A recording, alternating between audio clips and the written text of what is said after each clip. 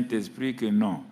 Sachez une chose, s'il n'y a pas d'obéissance dans votre vie, vous ne pouvez pas réussir.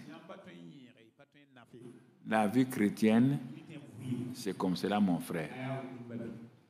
Si quelqu'un te dit autre chose, bon, il est libre. Hein? Il y a des gens qui veulent contester. Il n'y a aucun problème. Il n'y a aucun problème. Donc, regardez, quand l'onction, la première fois que l'onction vient dans la Bible de façon claire, c'est avec Saül. Quand l'onction, mais je vais te dire, quand l'onction vient dans la vie de quelqu'un, regarde ce qui est écrit. Donc, aujourd'hui, quand il a oint Saül, d'abord, il sort des paroles prophétiques, des paroles puissantes. Et cette parole-là, il dit, aujourd'hui, après m'avoir quitté, tu trouveras 2 hommes près du sépulcre de Rachel, sur la frontière de Benjamin. Ils te diront, les ânesses que tu es allé chercher sont retrouvées. Et voici, ton père ne pense plus aux ânesses, mais il est en peine de vous et dit, que dois-je faire au sujet de mon fils? Regarde tout de suite là. Une parole est donnée à Samuel pour rassurer le cœur de Saül. Les ânesses sont trouvées. On est arrivé à notre but. Donc, quand on est arrivé à notre but, Dieu aussi a béni ton papa et quelqu'un a retrouvé les ânesses. Deuxième chose, Dieu le prophète lui montre maintenant donc le chemin de sa destinée pour accomplir une première étape importante. Il dit, de là, tu iras plus loin. Et tu arriveras aux chaînes de Tabor, où tu seras rencontré par les 3 hommes montant vers Dieu à Bethel, et portant l'un 3 chevreaux, l'autre 3 gâteaux de pain, et l'autre une outre de vin. Ils te demanderont comment tu te portes, et ils te donneront 2 pains que tu recevras de leurs mains. Donc, il lui donne des signes pour montrer que Dieu est actuellement, puisqu'il a reçu l'onction, le Saint-Esprit nous conduit. Il est en train de lui montrer comment apprendre à écouter, à obéir au Saint-Esprit, à suivre le Saint-Esprit. C'est les paroles prophétiques qui sont données lorsque le Saint-Esprit vient sur vous.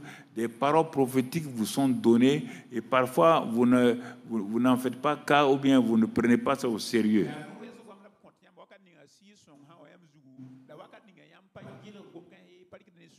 Parce que regardez les paroles qui sont données. On parle de pain, on parle de vin.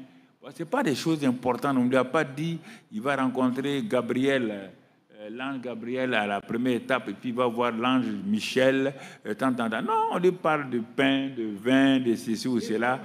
Parfois, Dieu nous teste avec des choses comme cela.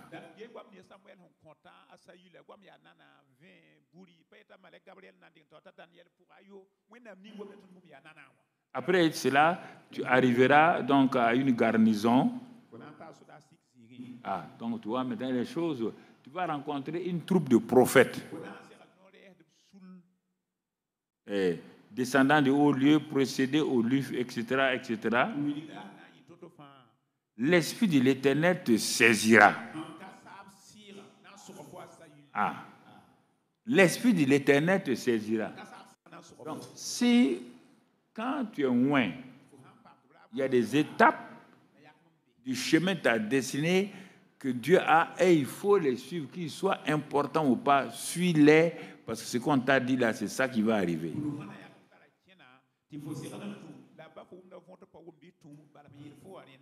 Parce qu'il ne va pas là-bas, il ne rencontrera pas la troupe de prophètes.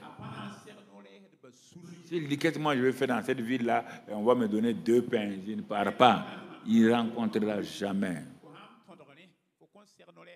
Soyez attentifs lorsque le Saint-Esprit vient sur vous. Ce n'est pas pour que vous puissiez parler en langue simplement. Dès que le Saint-Esprit vient, il est dit le Saint-Esprit conduit ceux qui sont fils de Dieu. Donc, sois attentif, sois attentif.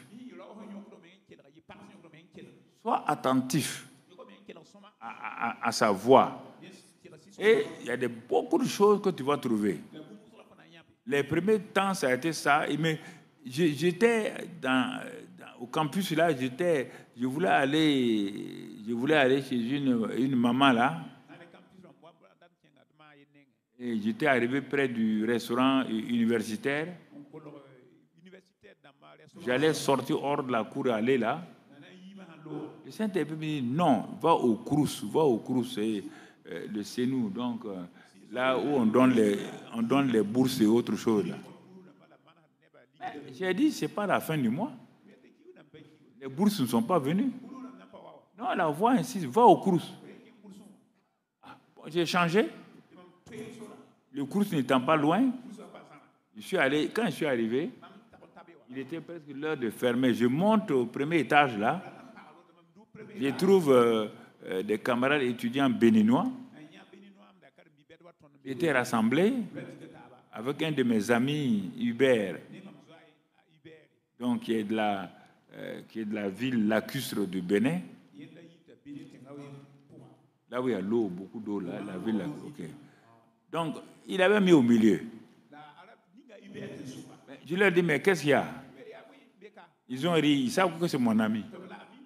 Il dit, ton ami est devenu fou, hein? Il dit, ah bon? Comment ça? Il dit, depuis quelques jours, bon, on a tout oublié de l'attraper. Bon, on fait tout, on ne peut rien. Bon, on l'a amené au cours ici pour qu'il prenne un billet pour l'envoyer au Bénin. Et la voix du Saint-Esprit dit, c'est pour ça que je t'ai amené ici. C'est pour qu'il soit délivré. Donc, tu vois, le Saint-Esprit parle. S'il n'a pas écouté, mon ami serait envoyé au Bénin, il ne va plus poursuivre ses études. Mais j'ai dit dans mon cœur, si je prie pour lui ici, s'il n'est pas guéri, tu connais les étudiants là, ils vont dire, ce sont 2 fous. Voilà. Mais ce jour-là, il y avait une dame. Son mari était médecin, le docteur, la femme du docteur Yamego Emmanuel. Ceux qui sont là, elle travaille à la BND, le docteur Emmanuel il travaillait donc, ils sont de Koudougou. Quand j'ai dit aux gens, aux jeunes béninois que Dieu va guérir mon ami, et ils ont ri. C'est cette dame-là, donc Pauline, c'est ça, elle s'appelle, qui a des Pauline Yamego, qui a dit que oui, Dieu peut guérir. Bon, après, j'ai amené mon ami dans ma chambre. Je l'ai amené au restaurant, parce que ce soir-là, on avait réunion à l'église. Il fallait arriver à l'église. Quand on dit on va à l'église, il dit non. Ses yeux rougissent. Quand il dit bon, allons en ville, nous promener, il dit oui. Donc je l'ai flatté, on a pris le bus, on est parti s'arrêter devant l'église à 15h. Et la réunion était à 15h. Je l'ai poussé, il est rentré, il s'est assis à côté de moi. Ce soir-là qu'il a été délivré totalement. Complètement. Mais ce n'est pas fini. Maintenant, quand on revient, il me dit, Mamadou, c'est vrai, je suis guéri. Mais maintenant, le temps des inscriptions est terminé. Tous les secrétariats de faculté ont fermé la liste des inscriptions. Donc, je vais faire l'année blanche comme ça. Moi aussi, j'ai demandé à Dieu. Il dit, mais tu l'as guéri. Maintenant, il ne peut pas faire des études parce que tout est fermé. Dieu m'a dit, il faut prier. Il dit, on va prier. Il me dit, bon, si ton Dieu est vrai, comme tu n'es plus fou là, tu demandes si mon Dieu est vrai. Il y a quoi? Il dit, bon, comme lui, il faisait une licence en allemand, il veut s'inscrire en sciences, licence en sciences de l'éducation en même temps. On peut permettre cela quand tu arrives au niveau de deuxième année. Il dit, hein? Ce n'est pas allemand seulement. C'est sciences d'éducation. Il dit, oui, oui. Mais tu as dit que ton Dieu est fort. Non? Mais j'ai dit, il est fort, vraiment. Mais je voulais dire, toi, là, tu n'es pas bien. Hein? On a prié. Il est parti. Premièrement, la dame a dit, c'était la secrétaire générale de la faculté, elle a dit, non, non, non. Tout est fermé, on ne peut rien. Il dit, non. J'ai dit, il ne faut pas repartir. Il est reparti une deuxième fois. Il revient. Il dit, mais ton Dieu est vraiment fort. J'ai été inscrit en allemand et en licence sciences de l'éducation. Et cette année-là, il a eu les 2 licences. Mais supposons que j'avais refusé d'écouter la voix du Saint-Esprit. Je serais allé chez cette maman-là. C'est une maman, elle nous fait des bons repas. Quand on a faim, comme le repas de l'université, quand on a fait un cours, aller là-bas. Mon ventre serait rempli, mais mon ami Hubert serait renvoyé au Bénin. Le Saint-Esprit parle. Il nous montre le chemin. Il nous guide. C'est tout ça que je vais enseigner pour aller de l'avant, pour qu'on rentre après dans les conquérants vainqueurs. Donc, c'est des choses qu'il faut prendre au sérieux. C'est pas... Il y a plein de choses dans ta vie. Dieu veut que tu sois attentif à la voix du Saint-Esprit. Mais quand il te parle là, tu ne sais pas que c'est lui. Tu ne sais pas que c'est lui. Donc, tu comprends.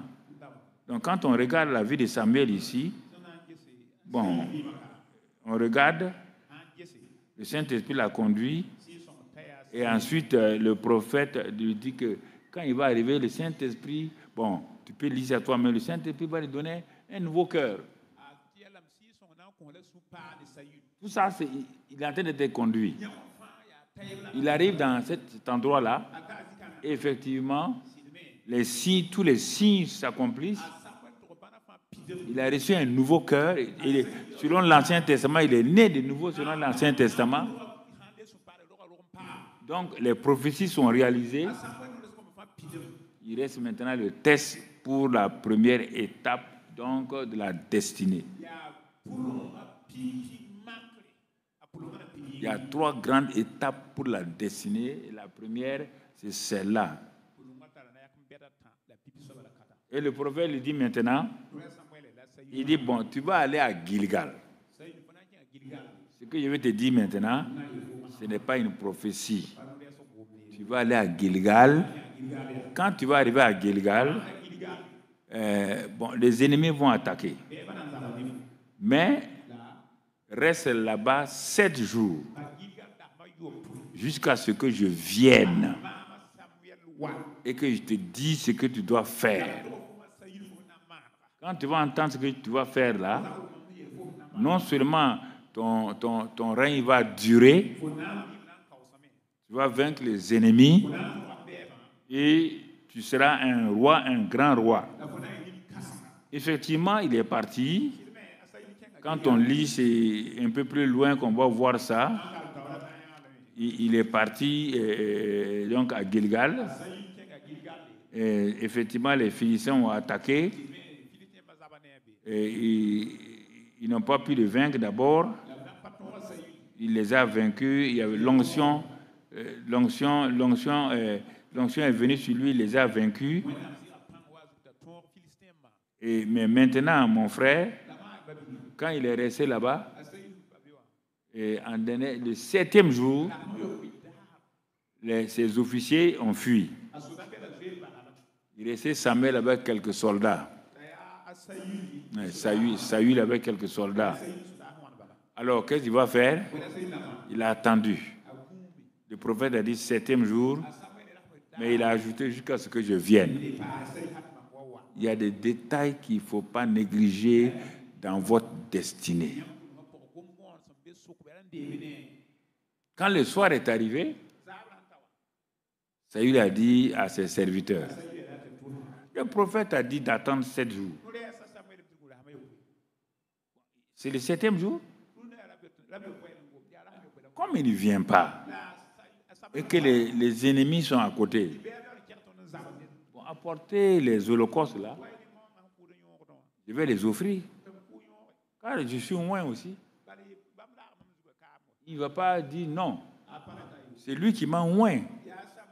Amener les holocaustes. Non, les serviteurs ont amené les holocaustes. Moi, je suis sûr que son cœur n'était pas en paix. Il y a des choses quand vous voulez faire, votre cœur n'est pas dans la paix. Et ceux qui sont autour de vous aussi ne sont pas dans la paix. Mais ils n'osent pas te parler. Quand ton cœur te fait douter pour une chose, arrête-toi ou bien va quelque part, demande à Dieu. Est-ce toi qui me parles? Est-ce toi qui es en train de me dire que cette voie-là, ou bien ce que je veux faire n'est pas correct? Non, non, non. Nous affaiblissons la voix de Dieu et nous faisons. Il a égorgé donc les holocaustes. Dès qu'il a fini, au moment où il voulait laver les mains, le prophète était là. Et le prophète dit, il n'est pas venu, hein, il était là. Le prophète était là il y a longtemps. Dieu veut tester votre patience. Le prophète dit, ah bon? Qu'as-tu fait? Il n'a pas dit, que viens-tu de faire? Qu'as-tu fait? Il dit au prophète, j'ai attendu selon ta parole, les 7 jours sont arrivés, mais comme je ne te voyais pas venir, j'ai offert le sacrifice. Prophète de Hélas, tu as été loin, tu as vu des signes, tu as prophétisé avec les prophètes, tu as eu un bon temps avec Dieu, mais hélas, Dieu te retire donc la royauté. Comment quelqu'un peut attendre 7 jours? Et je t'ai dit jusqu'à ce que je vienne. Pourquoi tu peux changer la parole de Dieu toi-même? Et plusieurs le font. Dieu a dit, mais quand même, il va nous comprendre. Dieu ne comprend que sa parole. Une petite chose vous fait manquer ce pourquoi vous êtes venu sur terre. Et la vie de Saül a commencé à se dégrader ainsi. Bon, Dieu va le repêcher.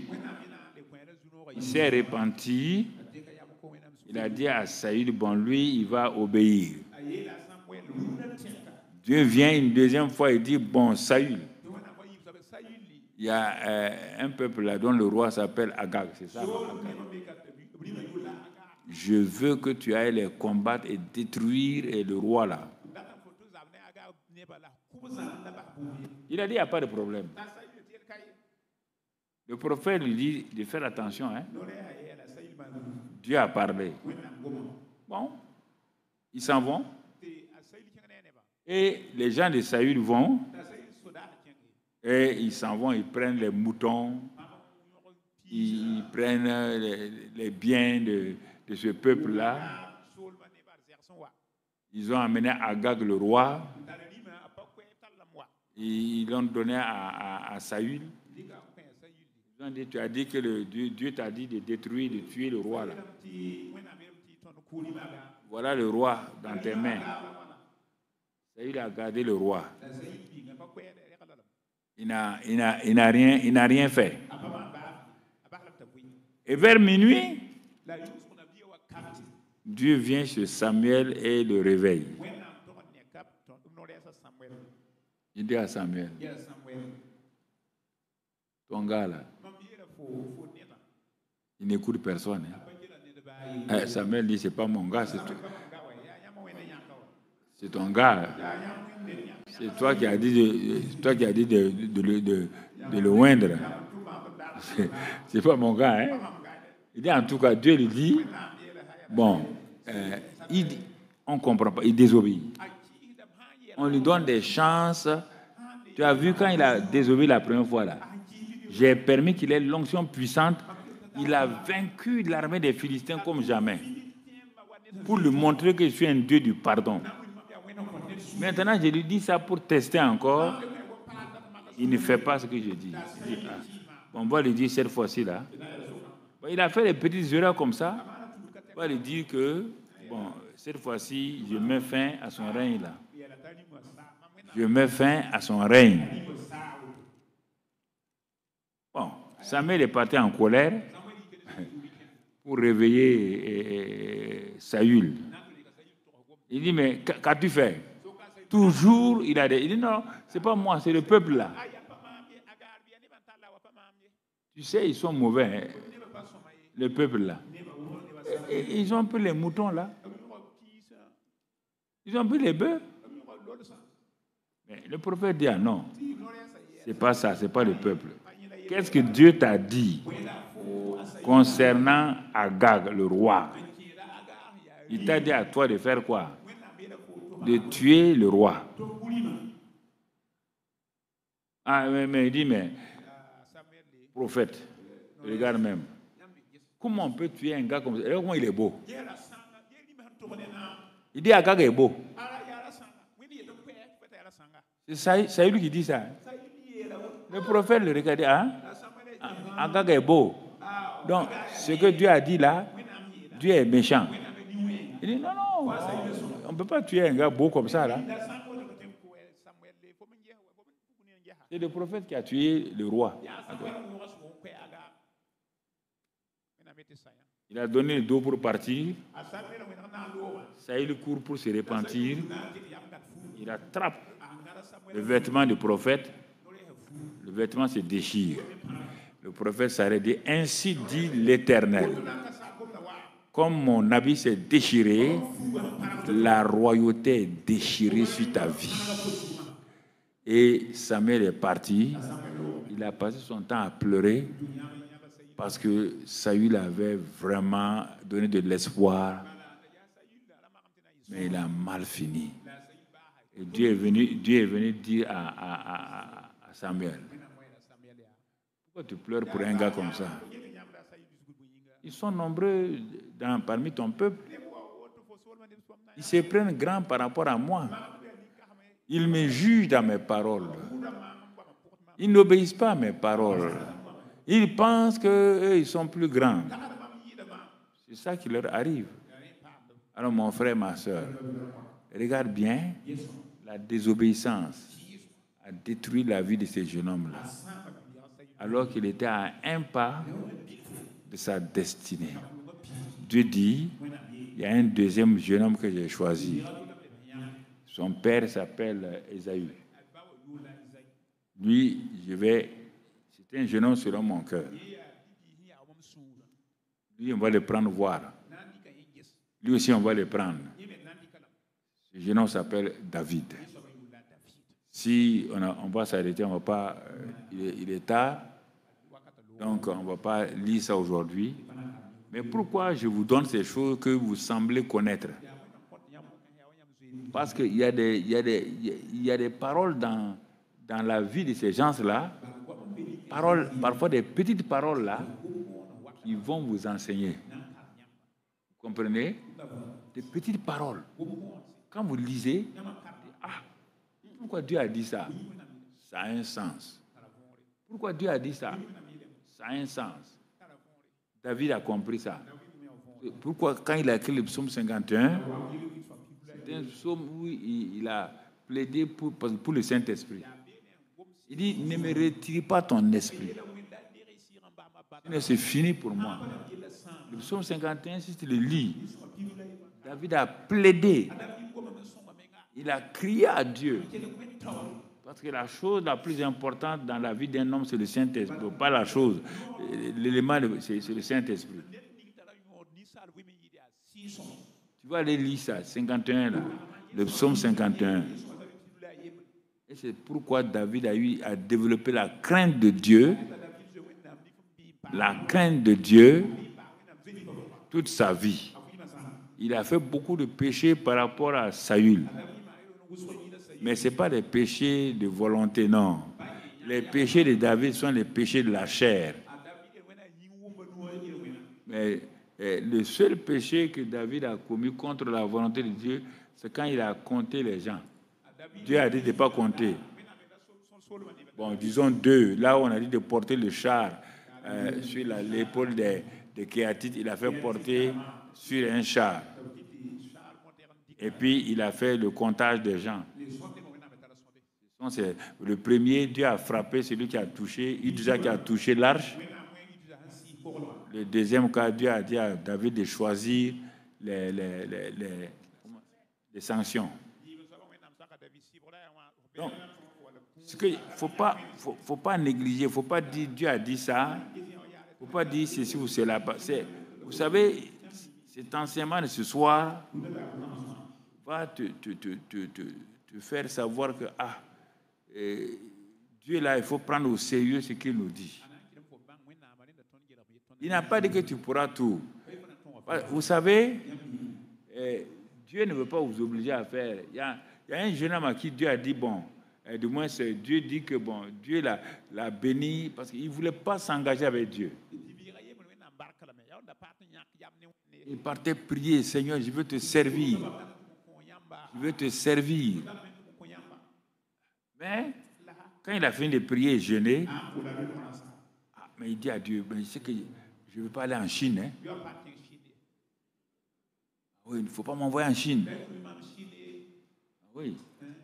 Donc, Dieu reste tranquille. Il a fait ça pendant des années. Il vient, il pleure. Seigneur, je veux t'obéir. Vraiment, je veux marcher avec toi. Envoie-moi. Quand c'est fini, ne m'envoie pas en Chine. Hein. Il avait trop peur de la Chine. Ne m'envoie pas en Chine. Il est fait comme ça. Jusqu'au jour, il en avait assez. Il vient devant Dieu, il se jette. Il dit, mais voilà. En tout cas, je vais aller partout. Partout où tu vas m'envoyer, je vais partir. Puis Dieu a attendu. Après, il a dit, même en Chine. Même en Chine. Vous savez ce que Dieu a fait? Tout ce que Dieu a réservé comme bénédiction, là, pendant des années où il ne voulait pas aller là, Dieu amène tout ça. Et il lui dit, tu vois, je ne voulais pas que tu ailles en Chine. Dans mon plan pour toi, il n'y a pas de Chine. Mais je voulais que tu aies le désir d'obéir à ma parole en disant que tu vas aller en Chine. Mais comme tu m'as montré que tu veux aller en Chine, tu n'iras pas en Chine et voilà tes bénédictions. Beaucoup de fois, vous bloquez comme ça. Vous pensez que Dieu va vous envoyer ici, Dieu va vous envoyer là, Dieu va vous envoyer là, Dieu va vous envoyer là, alors que ce n'est pas d'intention de Dieu, c'est votre peur. Vous avez peur. Vous dites, bon, cette fois-ci, je vais aller gêner. Effectivement, vous êtes convaincu. Mais pour ouvrir votre bouche là, pour dire que vous allez faire ça là, vous vous arrêtez. Mais vous venez, Dieu vous regarde. C'est comme s'il riait de vous un peu. Il dit, mais tu as dit que tu vas faire ça, tu ne le fais pas. Il y a plein de cas comme ça. Des gens qui prennent la décision quand ils sont... Mais quand ils viennent devant Dieu, ils enlèvent la décision encore. Parce qu'ils croient que Dieu va les envoyer en Afghanistan, que Dieu va les envoyer dans tel endroit et que c'est fini pour eux. Non, Dieu n'est pas comme ça.